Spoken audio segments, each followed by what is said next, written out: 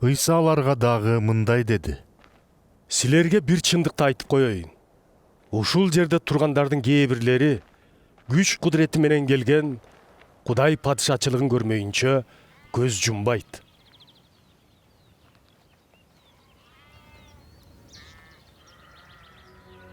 Ушундан 6 күн өткөндө Ыйса Петрди, Жакыпты жана Жаканды башкалардан бөлүп алып, бир бийик тоого алып чыкты. Анан алардын көз алдында Ыйсанын кебетеси өзгөрүп кетти. Кийимдери аппак болуп жаркырап, дүйнөдө эч ким агарта албагандай түскө айланды. Анан Илияс менен Муса пайда болуп, Ыйса менен маек курушту. Ошондо Петр Ыйсага мындай деди. Устат, бул жерде болгонубуз кандай жакшы. 3 ала чыкты келе.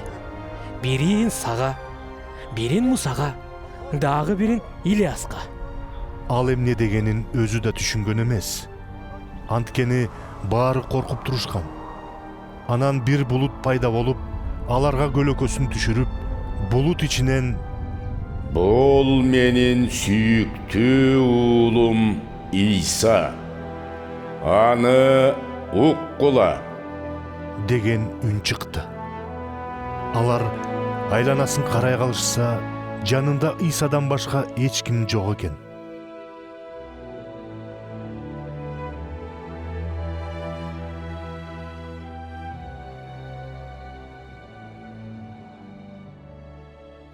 Тоодон түшүп келе жатышканда Ыйса Адам уулу өлүп, кайра тирилгенге чейин көргөнүңөрдү эч кимге айтпагыла деп буйруду.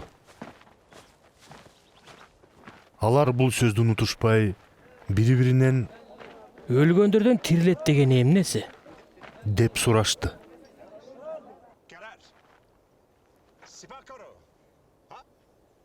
Анан Ыйсадан сурашты. Эмне үчүн дин мугалимдери Машаяк келерден мурун Илияс келиши керек дешет? Ыйса Туура. Алды менен Илияс келип, баарын ордуна келтирет. Ошондой эле Адам уулу да ыйык жазууларда айтылгандай көп азап чегип, жек көрүндү болууга тийиш эмес беле. Бирок мен силерге айтам, Илияс чын эле келди. Жана ага ыйык жазууларда жазылгандай өз оюна келгендерин жасашты деп жооп берди. Ыйсалар калган шакирттердин жанына басып келишип, аларды тегеректеп турган көптөгөн элди жана алар менен талашып тартышып жаткан дин мугалимдерин көрүштү. Аны көрөр менен элдин баары катуу таңданышты.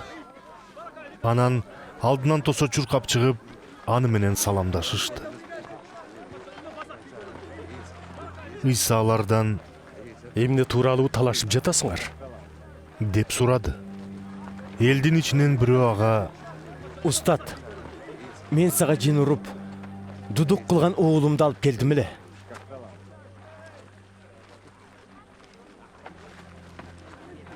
Жини кармаган деле боюн жерге уруп, оозунан көбүгү чыгып, тишин кычыратып тырышып жатып калат. Шакирттериңен жинин кубалап чыгаргыла деп сурансам, колдорунан келбей койду деп үн катты. Ошондо Ыйса Эй, ишеними жок эл. Качанга чейин араңарда болуп, силерге чыдаар экем. Баланы алып келгиле бери деди.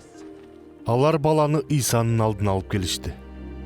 Жин Ыйсаны көрөр менен баланы калчылдатып кирди. Ал жерге кулап, оозунан көбүгү чыгып, ары бери тоголонуп жатты. Ыйса анын атасынан уулуң качантан бери мындай деп сурады. Бала кезинен бери. Деди атасы. Жин аны өлтүрүү үчүн дала ирет от менен сууга салды.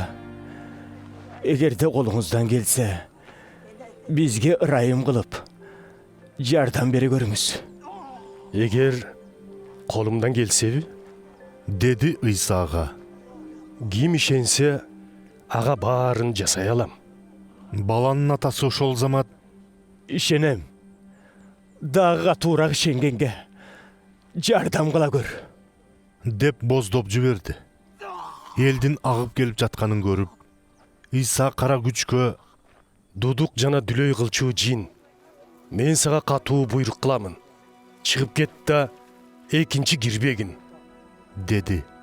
Жин ачуу чаңырып, баланы катуу калчылдатып, анан чыгып кетти. Бала өлүктөй болуп жатып калгандыктан баары Өлдү. деп жатышты.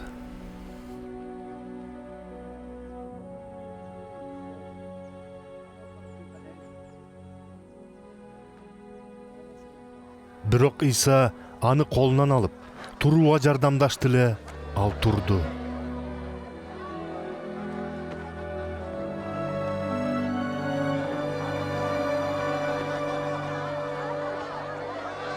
Иса үйгө киргенде шакирттери андан өзүнчө Эмне үчүн биз аны кубалап чыга албадык?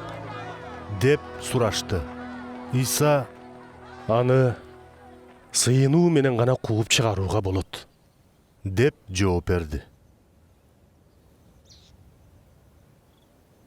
Иса шакирттери менен ал жактан чыгып, Галилея аймагын аралап өтүп баратты. Ал өзүнүн кайда экенин эч ким билбөөсүн каалады. Анткени шакирттерине: Адам уулу кишилердин колуна түшөт. Аны өлтүрүшөт. Анан 3-чү күнү ал кайра тирилет. деп айткан болчу.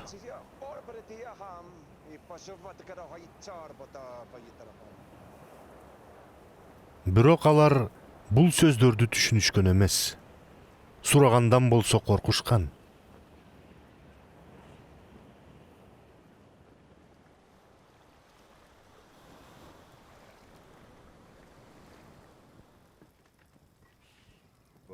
Алар Капарнаумго келишти. Үйгө киришкенде Иса алардан: Жолдо эмнени талаштыңар? деп сурады. Шакирттери үндөшпөдү. Анткени алар жолдо арабыздан кимибиздин жолубуз улуу деп талашкан эле. Иса олтурду да 12 шакиртин чакырып алып мындай деди: Ким биринчи болууну кааласа, баарынын акыркысы жана баарынын кызматчысы болсун. Анан бир кичине баланы алып, алардын ортосуна тургузуп койду. Анан аны кучактап: Ким ушундай балдардын бирин мен үчүн кабыл алса, мени кабыл алганы. Ал эми ким мени кабыл алса, мен эмес, мени жибергенди кабыл алганы, деди. Ошондо жакан: Устат, сенин ысмыңды оозанып, адамдардан жиндерин кууп чыгарып жүргөн бирөөнү көрүп, ал биз менен жүрбөгөндүктөн ага тыюу салдык, деди. Иса болсо мындай деди: ага тыюу салбагыла. Менин атыман укмуштарды жасагандын бирөө да дароо эле мен жөнүндө жаман сөз айта албайт. Ким бизге каршы болбосо, ал биз тарапта. Силерге бир чындыкты айтып коеюн. Ким силерге булар машаякка караштуулар деп мен үчүн бир чыны суу берсе, ал сөзсүз өз сыйлыгын алат. Ал эми кимде ким мага ишенген мынабул кичинекейлердин бирин азгырып, күнөөгө батырса, ал үчүн мойнуна тегирмендин ташы байланып, деңизге ыргытылганы оң болмок. Эгерде колуң сени күнөөгө азгырып жатса, аны кыя чап. Эки колуң менен тозоктун өчпөс отуна кеткениңден көрө, майып болуп, бейишке чыкканың жакшы. Эгерде сени бутуң күнөөгө азгырып жатса, аны кыя чап. Эки бутуң менен тозоктун өчпөс отуна ыргытылгандан көрө, чолок болуп, бейишке чыкканың жакшы. Эгерде сени көзүң күнөөгө азгырып жатса, анда аны чукуп сал. Эки көзүң соо тозокко ыргытылгандан көрө, бир көзүң менен бейишке чыкканың жакшы. Ал жакта аларды жеген курттар эч качан өлүшпөйт.